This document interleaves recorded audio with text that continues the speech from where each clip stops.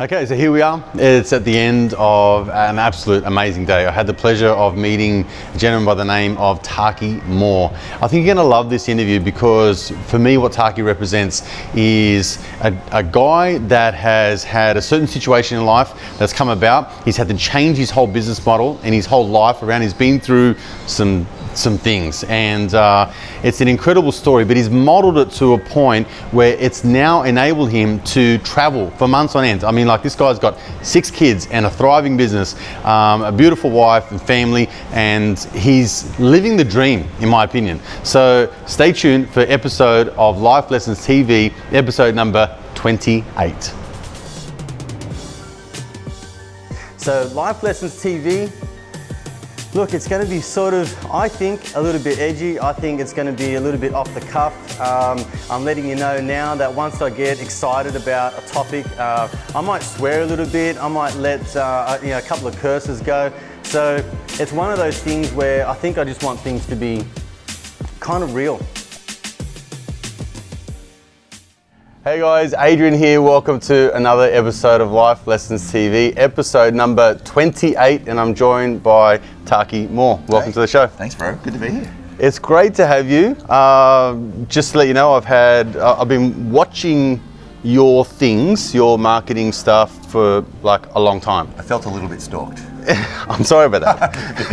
But it's amazing, this social media world where you kind of feel like you know someone, yeah, but you don't know them, you know? Yeah. Kind of met you for the first time yesterday, your course, which is awesome. Yep.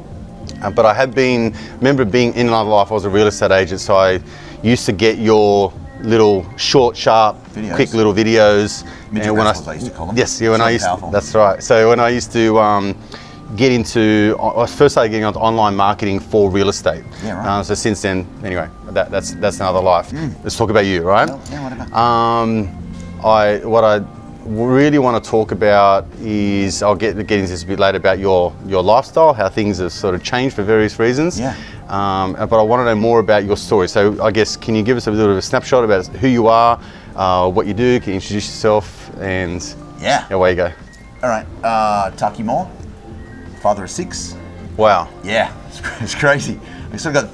It used to be sort of 3 little ones and 3 big ones, or the oldest of the little ones. It's like 17. It's not that little anymore. Yeah. Wow. So father of 6, lover of tacos.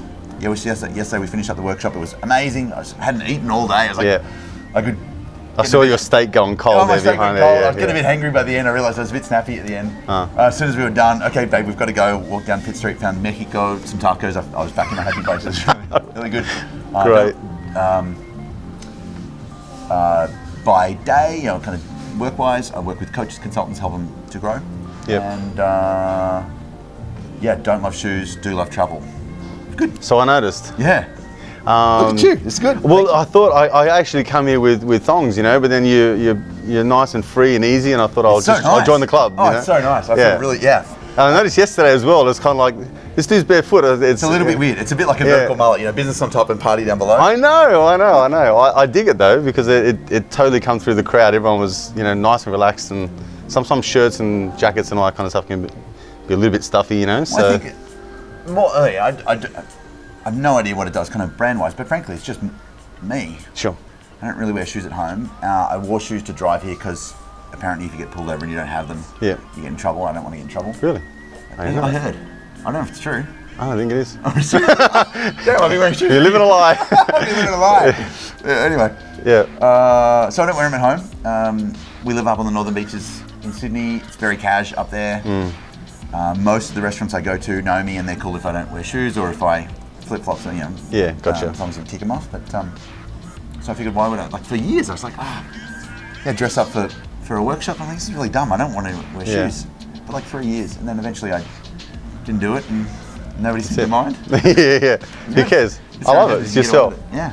So before coaching and that world, what'd you do? All sorts of stuff. How old are you? 41. 41. Okay, awesome. You can tell. It's getting a bit. I like it. A bit grey. Can I'll ask you a quick question? Anything. What's your heritage? Where's Taki come from? Yeah, so it's a Greek name. Is it short for something? If you're Greek, it is. Yes. Short for every Greek boy's name, but I'm not Greek. Gotcha. So like if your name's Costa, they call you, like, Cos. yeah, Yeah. or Taki for short. Really? Yeah. Even if it's Costa?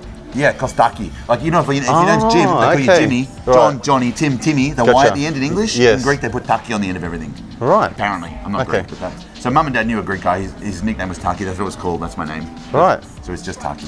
Okay. But mum and dad are what? What's their heritage? Mum's there? Aussie, dad's French, born in Egypt, Sephardic Jew from the northeast. I don't know. Okay. Mediterranean. So that's northwest. dark skin and the dark hair and all that kind of stuff. Yeah, mum's smile, dad's colours. Yeah. Yeah. Yeah, because Taki more, it's kind of like a mishmash of. So it's totally. I had to ask. No, it's good. Before This. coaching, Yeah. how long have you been coaching for? 2004. Yeah. Working with coaches since 2004. Gotcha. Okay, awesome. Yeah. And before that, what's your history work-wise? Like, how'd you find your feet? Dude, by accident, like most good things, Yep. you know. First few jobs, I was working with kids, pool parties, holiday program, after-school care, fun stuff. Really? Yeah, me and my brothers, we all did. Worked in the local schools doing after-school care. It's really fun. Yeah. And then when I was, I don't know, maybe 16 or 17, maybe 17, I kind of discovered marketing. And my uncle over in Perth had had his own business, and he was the only one in the family who was sort of a little bit businessy. And he sent me this box when he heard I was interested. He sent me this almost like treasure chest full of old cassette tapes of Jay Abraham and Michael Gerber and kind of business stuff, and I was just like completely, I was like, oh, this is totally me. Right. And just became obsessed, and moved from Melbourne to Sydney for a job.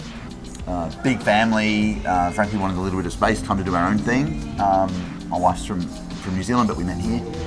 And I wanted a job sort of working with kids, hopefully speaking, in Sydney. So we found this job, and my job was to, it's weird, my job was to dress teachers up as a giant inflatable pineapple. Really? It's super weird. No way. Yeah. And rev kids up to raise money for their charity. Right. And so I'd speak in schools all around the state. It's heaps of fun. And then I got this idea for a leadership program for school kids. Teaching kind of goal setting and personal development and blah, blah, blah. And 10, 11, 12-year-olds. I was scared of growing up, so I figured like kids was good. Sure. And didn't know anything about, I knew about schools and what I want to teach. I had no idea about business. So I found a business coach and I said, hey man, I'd love to do this thing. Could you coach me for free? Because we're doing it for the kids. He was like, well, no, but if you come work for me, I'll teach you on the job. Ah. And so that's how I kind of fell into coaching. Right. Yeah, I was marketing. I'd done a marketing degree and I knew some stuff. Yeah. And helped him go from you don't need the details, Yeah. I helped him grow. And that's how it all began. Awesome. Yeah, it's good. So in terms of your marketing life and coaching life, what it seems like, have you ever been in the corporate sort of world, like in that businessy sort of job with the coaching stuff? Was that more sort of corporate stuff? No, I've never done ties. Okay, yeah, okay. So this sort of really gels well with your whole personality, yeah? What I like about this, but what I like about having your own business is you can kind of do it however you want. Sure. Like, there's no one who says you must do it like this or you must do it like that, and so you just get to build it around you. And I think more and more and more I'm getting like really in love with the idea of being comfortable in my own skin. But I think the marketplace is getting used to and loving more of the idea of people being comfortable in their own skin. Yeah. Would you agree? Like, you can't. It's just super attractive. Yeah. Like, to be honest, when you find someone who's like them, Yes. and comfortable and really good at them or whatever Sure. they're like, that's just super attractive. I totally agree. I think. I guess what's really important is that it's not faked. Yes. You know. Or it's not Taki business, Taki personal. It's Correct. a big blend, big There's a mash blend. between the two. You know. Yeah, agreed. Yeah. Because you see some people that have got this whole sort of business persona, and then private persona. yeah, and then when you see them out of the suit, They're very different people. very different. Yeah, agreed. You know, and sometimes it's worse, and sometimes it's like, well, I wish you could actually be more like that when you're up here, because you're kind of a douche over there, and Yeah, you're really totally. cool over here. You know, I had that happen and it to can me be the other way once. around. Yeah, somebody come in. I was speaking to this group of young people, teenagers, and a mate of mine came. He was a client and a friend, and he goes, "Oh, wow, I wish you could be more like this when you're with us." I was like, "Oh, well, that's good Right. to know." So just kind of let go of a few of the, Yeah, a few of the polishes and just be a bit more. It's good. be more relaxed. Yeah. I'm curious to know about your philosophies on business and life. Yesterday when we were doing the course, you went a lot about how you're, not that you're not into mindset, but you don't push the rah-rah mindset stuff, you push tactical, strategic moves in order to help someone grow their business. Yeah, it's mostly because I don't have, I mean, you use the tools you've got. Yeah. Like, I don't know how to change somebody's limiting beliefs or make them set good goals or think more. I just don't, like, I've been to a bunch of courses and I've tried to work on myself, and like, it's gonna sound really embarrassing, but like every time I've like tried to change me, it's completely bombed. Really? Yeah, like completely. Yeah. Like, you know, you. In what way? Like, what do you, without sort of going into a bit of a psychology, you can say. I'll give you a really simple example, but it's like, it's the perfect example of like everything I've tried. Yeah. Bit of a sweet tooth. Yeah. Chocolate, mostly. Sure. So I got a friend who's Welcome. an NLP Yep. master. Yeah. And like, I just like wasn't really looking after myself. And she's like, I can like do this thing where you'll not like chocolate anymore. I'm like, that'd be amazing. Yep. We could do. And she's really good at what she did. And I tried, and like I didn't eat chocolate for like that afternoon, but the next day, sure enough, I was like halfway through a pack of double chocolate Tim Tams going, yeah, that's right. crap. Yeah, You know? had to find my way back Pretty here. much, here's I guess a Stuff little like bit that. of my philosophy on this, and it's, I'm not saying it's the right way. It's just kind of what I think is like every time I've tried to change me, it's bombed. And I've just found it much easier to like change the whole world to suit me. And that sounds really weird. Yep. But like, you know, I could try to be more disciplined or more organized or a better like finisher or a better manager or good at details, and I'm just not, man. Yeah. And so I go, well, how can I build a business that lets me just be what I actually am good at? Yeah. But you also said, like, you know, you play to your strengths. You don't focus on your weaknesses because you just get like improved weaknesses, but nonetheless they're still a week apart. So let's just focus on things you're good at. So you've kind of just gone down the road of really good at all these things. Correct. Let's turn them into superpowers, and then two things, and then we're only a guy, right? So there's only really a couple of things we're generally good at it. So you've just focused more on the things that you do well, and then enhance that and made it become a superpower, and that's just your thing. Correct. And anything that that I'm not good at, and there's like a million things I'm not good at. Yeah. I'm just like, how do I just avoid it? Yeah. You know, give it to someone else who is good at it. Who is good at it. So like, at our house, like we're traveling a lot, but when we're home, there's a cook and a cleaner and a nanny. I suck at cooking, but I love good food. Yep. I had this personal trainer guy, Dan. He was on MasterChef. Amazing guy. He's like, Taki, the only way to lose weight and get in shape is. I worked out for a year, and I still look exactly the same. Like, you've got guns, and I don't have guns. So there's nothing going on here. I'm like, mate, I want abs. He goes, the path to abs is in the kitchen. You got to learn how to cook. I'm like, oh, I don't want to learn how to cook. Yeah. I'm like, all right. So I did some cooking classes with him, and I really enjoyed cooking with him, but I didn't do anything back home. And so I was like, oh, this is never going to work. Which is the key, isn't it? You actually got to do it when they're not around. Or I just like, eventually I'm like, well, this is never going to work. I just Googled paleo chef come to my house, Sydney. Right. And this dude, Jake, was number one. I'm like, well, if he ranks well on Google, he's obviously either good at SEO or a good cook. Yeah, that's right. Anyway, he comes. So when we're in town, he comes to our house and he cooks, and he's amazing. Yeah. It's fucking awesome. It's really good. So I outsource the boring bits. Yeah. I'm not the world's best dad, but I'm a good dad. Yeah. I love my kids. 6 kids, you have to be reasonably good. Yeah, that's right. Or at least prolific. Yeah. But some parts of like meal preparation and cleaning the house, they're like parts of. That's not fun. What if that was all looked after, so you could just kind of hang out together? Yeah. Anyway. But you've obviously modeled your life to account for those things. So financially and business-wise, you've kind of turned that into something that you can afford to handle. But I was kind of avoiding bad jobs a long time ago, way before we could afford it. Yeah, really. Mostly just through like neglect. All right.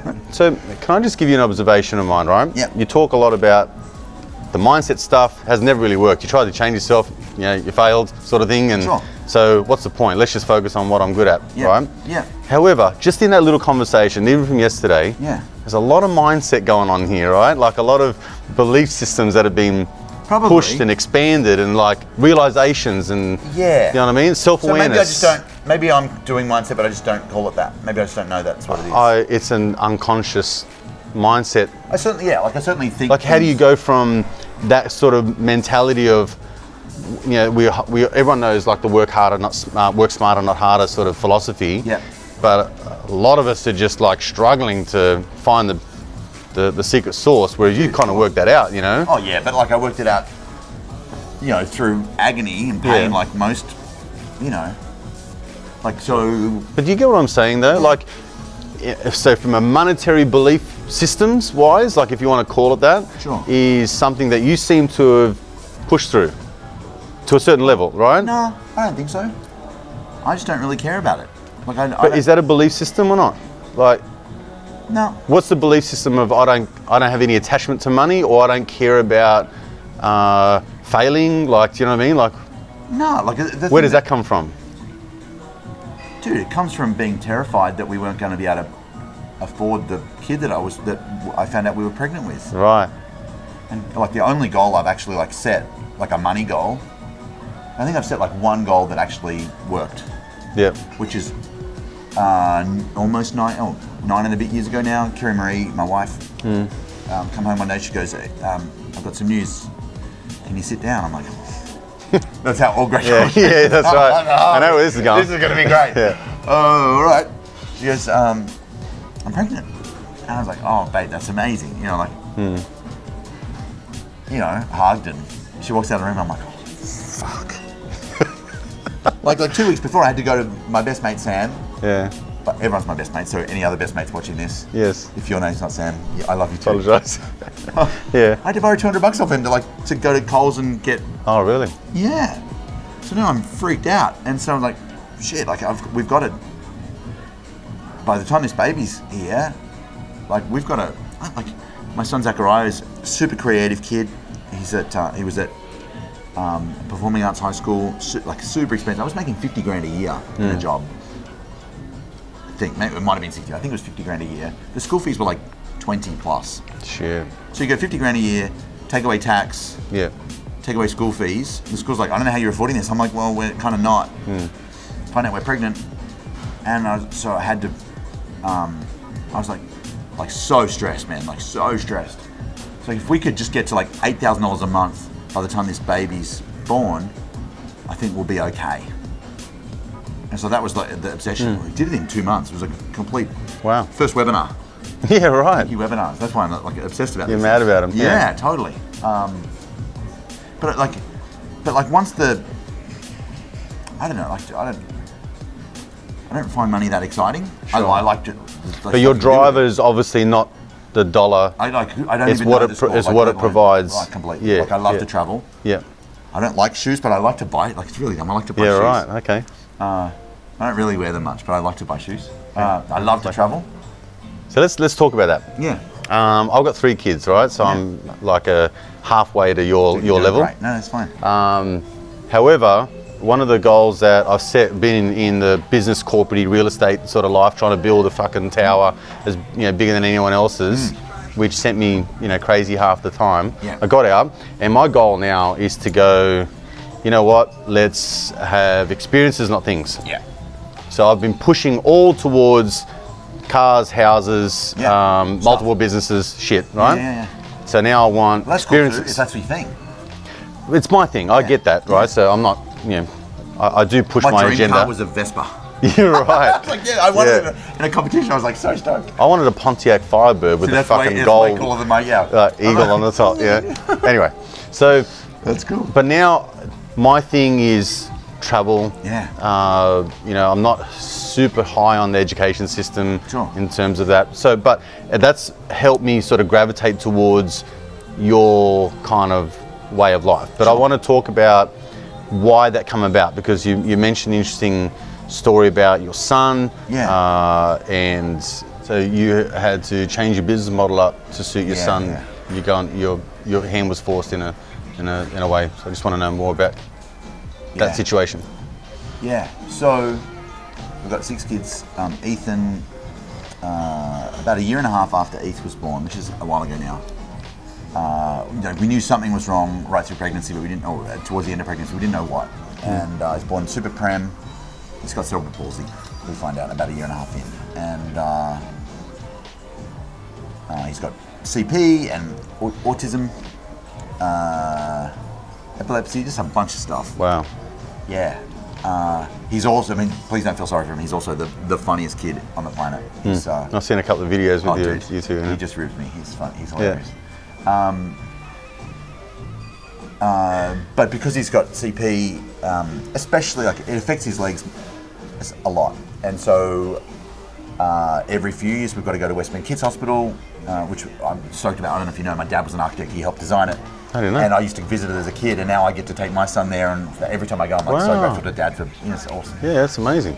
Anyway, so we go there, and he has some kind of operation on his legs. Either they release a tendon here to kind of lengthen it, or they'll put 8 plates in his knees just to kind of try to straighten his legs up, help him walk better. And I don't know what it is, but like we're terrified of this operation because every time we go, something goes wrong. And he's almost died a couple of times. Like he stopped breathing and shit. Oh fuck, man, it's terrifying. And so we're there, and Kira Marie, I was home with the girls, and she was staying in there one night, and I get this call going, I think something's wrong, can you come in? So I come in, and sure enough, I get there, I've been there maybe 10 minutes, maybe a bit long, I don't know.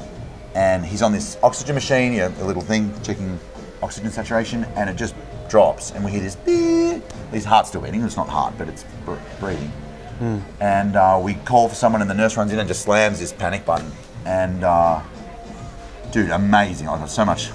I'm so grateful. Like they just vroom, swarmed in like a freaking SWAT team, and they wheeled the other kid out, and they just like bag and kind of getting him back, and they resuscitate him, and they put him on a ventilator, and so like he's nearly died a bunch. Wow. It's just it shouldn't happen. Anyway, How old is he now? 17. And how, like, when did this sort of happen? Is it like right from birth, or is it? Oh, it's happened a few times. Like, happens- the most recent was 2 years ago. Yeah. Yeah, so we've got all this going on, like at the time, no money, and then stuff with Ethan and 2 older boys and blah, blah, blah. And so, the first time it happened, we had to spend 10 weeks at Westmead Kids. Trying to keep life going with other kids at school and run this business and like. Yeah. So, like pretty early on, we knew we'd need to build a business that wasn't 9 to 5, that we didn't have to like have scheduled appointments, that we could like drop stuff, or you know what I mean? We could be a little bit, we could be present, but we could also be present from anywhere. And so it started off like having to run, like do phone calls in the, in the outside yard, like in the gardens of the hospital. And then, once Ethan was in better shape, then, that's evolved to way more fun stuff like running webinars from a boat 2 weeks ago in Croatia. Wow. Yeah, and like now the record, the still standing record, this is about a 4-year-old record now, is the time from run webinar and hang up to walk out of like thatched hut, dive into pool, swim up to bar, pick up drink is 90 seconds. Right. That's good. What a fucking great record. That's pretty cool. I'm going to have to beat that record. note that. Yeah, that's exactly right. Smash it. Anyway, That's awesome. That's pretty cool. So freedom started as like freedom to help the people we need, the people we love when we need to, and not that inspiring, but like important. Yeah. And now he's in just a really good space, thank God. And so now freedom for us is adventures. Every year we pick a word for the year. Yep. Like a theme. And so like 2 years ago we had a really great business year, like a really killer year. But it felt a bit beige. Like a little bit boring. I don't think happiness is the goal, but I think excitement is a bit of a goal for me. I get that. I don't like boring. And so last year the word was adventure. So we planned some cool trips. We went to Morocco and to Europe, and it's amazing. So I'm sitting back in Mona Vale at my little taco shop, MX. Shout out to MX at Mona Vale. Thank you for keep the tacos coming. And I'm like, this has been amazing. I'm talking to Mike, our designer. I'm like, this has been a great year. I don't know how we could top this. And my brain just said, what if you just never came back? Right. And so then we came up with this idea of like, what if we just nomaded for a year? And so March this year, we put the kids out of school and we're traveling the world for a year. Back a few times a year for workshops like yesterday. Yep. And just having way too much fun. Wow. It's good. Okay, was that met with resistance, that decision? Yeah, I mean, by whom? Well, I don't know. Like, did you ever say, sounds like a good idea, but you know, like, was there any second guessing or for me? Yeah, was there No, I was resistance just- from No, it's a family members or? Oh, yeah. Like pulling kids out of school is huge, right? Yeah. How old's your youngest? 8. So you got 6. How, Eight, yeah, how many 8, girls 8, and boys? 2 girls are 8. Yeah. Not twins, 8, 9 next week. Yeah. Ethan's 16, just turned 17. So they're in school, and the older kids are, you know, in their 20s, moved out. Yeah. Yeah, so for me, I was like, sounds like the funnest thing in the world. I was totally in. Of course. You're a big kid. Yes. Yeah. So who's the practical side of your? My wife. Yeah, of course. Yeah, because I'm like, yeah, we'll That's travel why the I'm world. asking, yeah. I'll travel the world, and I got the whole These are thing planned familiar out. Here's my conversations. drawing, like a model. It's like, Sydney's in the middle. We've got to come 3 times a year to Sydney, so let's put Yeah. that, and we made this propeller, like, Asia, Europe, Americas. Yes. And I just like, okay, well, it he's going works. 3s. Yeah. So we need like 3 places in Asia, 3 places, and I drew it out. Like, we call it the propeller plane. I'm like, this looks amazing. I love it. It's awesome. And I want it. of course, everything's easy on paper, but logistically, that's hard work. You know, Yeah. if we're not going to be in school, how do we do that? Jacinta, our youngest, is in foster care with us. And so obviously there's a bunch of like legal stuff that we've got to do to make sure that's all cool, and she's got access to her mum, my sister, and all that. Yep. You know, it's hard. Ethan's in a special needs school, so how do we do that? He's going through year 11, and you know, then there's travel and hotels and business and times, and it's hard. Yeah. But I just went, this sounds like the best idea, we're totally doing it. And took, you know, Kiri Marie is always up for a challenge, and yeah, it took her a little while to kind of chew on it, because she's got to, like, for me, I don't need any, I don't do detail. Yes. Have you done the Kolbe test? No. Kolbe? It's good, it's worth checking out. So it basically measures fact finder, like how detail oriented you are, Yeah. follow through, exactly what it sounds like. Yes. Quick start, ability to just get stuff started. Yep. Implementer, how good you are with tools, and I'm like a 1 fact finder and a 10 quick start. Yep. So I don't really need much information to get going. Yeah. Which is awesome and problematic Yes. for everyone behind. Of course. Pick it up, man. Yeah. We're similar in that sense. Yeah. I noticed yesterday you mentioned like the disc profile. Yeah. Yeah, that's stuff that I've done in the past, but I've never heard of Kolbe's Kolbe. quite cool. Yeah. Check it out. It's I will. Kolbe.com. Okay. Yeah, so we decided to pull the kids out of school for a year, which meant if we're going to, like, you could just not go to school, but it's probably not a good idea. I'm a big believer that, frankly, you'll learn lots traveling, different cultures. I think really grateful to mum and dad. We travelled heaps as kids, and doing, you know, feeling like the world is home. Not like I never felt like I live in Melbourne or Sydney, or I've always felt like wherever I was. Yeah, Very right. comfortable everywhere. So when I was 16, went to India with my best mate and his family to some Indian wedding. Like family, I was like, "We're going to India. Do you want to come?" I'm like, "Sure." Yeah. And I came back like 7 or 8 weeks later, and Mum was like, "Did you miss us?" I'm like, "Oh, I didn't really think about you, but now that you're here, it's great." Gotcha. Anyway, so that's meant a whole bunch of stuff, like nanny/teacher traveling with us, Vera. It's been cool. That's massive. Yeah, it's so good. Adventures. And how far into that are you? You're halfway there? It was meant to be till Christmas, Yeah. so 9 months. Okay. And a couple of months in, we're just like, this is so good, let's keep it going. So we'll do next year as well. I don't I'm know so what- fucking jealous. It's fun. Yeah, you just pretty much described my future. Yeah. Well, I love it. we're like, I mean, dude. But I would have to say there'd be a lot of people that'd be like, I wish I could do it. This sounds amazing. Maybe there's obviously some people like, that is just not Yeah, for that's me, probably not them, obviously. right? Yeah, but yeah. that's, to me, that's living the dream. So, So don't get me wrong. Like, here's what the 2 fears I had was, work-wise, was what will clients think? Because I never want my clients to think that Taki's away on holidays, we're paying all this money. yep. Like, the truth is, we're working just as hard, just the office is different. Yes. And so in our Black Belt The location Facebook group, changes, Yeah. In our Black Belt Facebook group, you can set the location of your group, and I just started about a week ago, just everywhere we were, just changing the location of the group. It's like Black Belt is based in Bora Bora, Tahiti. Yeah. Oh, now it's at the QT Hotel in Sydney. Yes. Oh, now it's, you know what I mean? Gotcha. So we started sending postcards to clients from the road, just kind of involve them in the journey and hopefully inspire them to do something similar. And Yeah. But you're ever present there. Like, it's not like you disappear for months and then you go, oh, by the way, here I am. No, 100%. Yeah, Like, like- yeah. You're there every day. Almost every day I'm in the Facebook group. Like, probably 5 days out of 7. Yeah. We're running webinars each week. We're like you're in Greece and or in Italy on the Amalfi Coast, and it's amazing. And then you go, I've got to run a webinar tomorrow, and it's at 3 a.m. Oh, that's my best time. Yeah, So yeah, right. Downing double espressos, having a cold shower, and busting out burpees to try to wake up in between Yes. sessions. Yes. But almost the best place to do that because their cafes are like open till they don't even start till 9 And their o'clock. coffee's like tiny and Yeah, stuff. that's right. That's awesome. That's fantastic. That's good. Mate, I'm loving this chat. Yeah. And I could do it all day. The show is called Life Lessons. Yeah. And the reason why I created it is obviously because what I'm really enjoying about our interview is behind, Taki the coach. Yeah. And I want everyone to experience the journey to get somewhere, and the reasons. Everyone has their own, ways and reasons, and the catalyst to being who they are. Yeah. They don't just go, bang, I'm successful, No, or whatever that means. It's an evolution, isn't it? Correct. Yeah. If you could hand over one life lesson, so Crap. it's hard. I know, like it's a hey, loaded be funny, question. be yeah. funny, say something Yeah, funny. yeah. But One life lesson. Can I do 2? you can do as many as you like. Let's do 2. I'll pick one because it's easier. Yeah.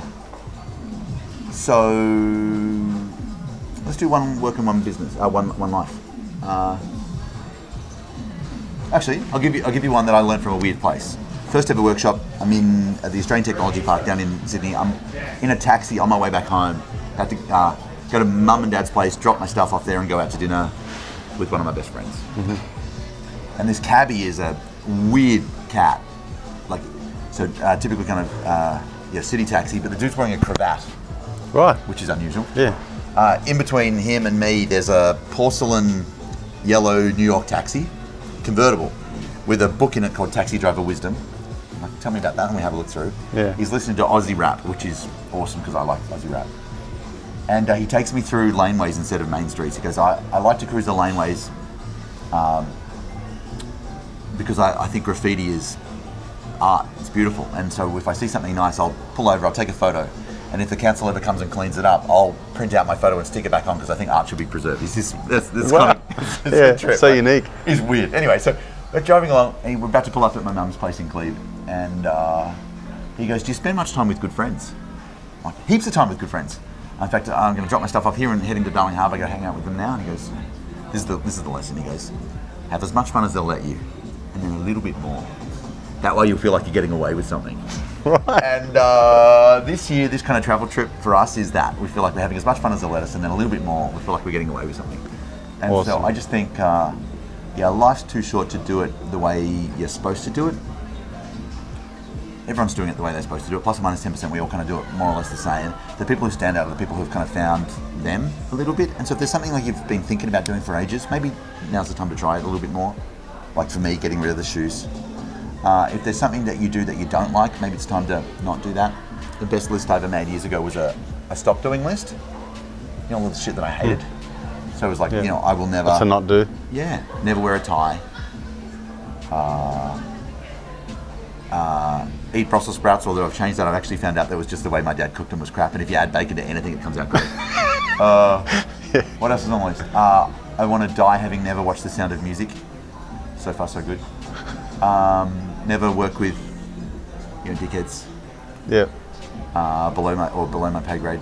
I just think stop doing lists is probably a good list to make. The things you don't like, and just leave it according to that. Maybe. I love it. Yeah, Is that 2? that's 2. Is That's awesome. that all right? It's fucking great. Cool. Happy to help. Taki, it's been an absolute pleasure. Thank you so much for your time. I know it's very, very valuable. And That's cool. yeah, man, it's just been an awesome chat. Thank you so much. Absolute joy. Thanks. There you go, guys. That's Life Lessons TV episode number 28, and I'll see you on the next episode.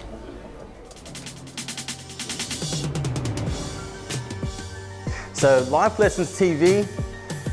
Look, it's going to be sort of, I think, a little bit edgy. I think it's going to be a little bit off the cuff. I'm letting you know now that once I get excited about a topic, I might swear a little bit. I might let a couple of curses go. So it's one of those things where I think I just want things to be kind of real.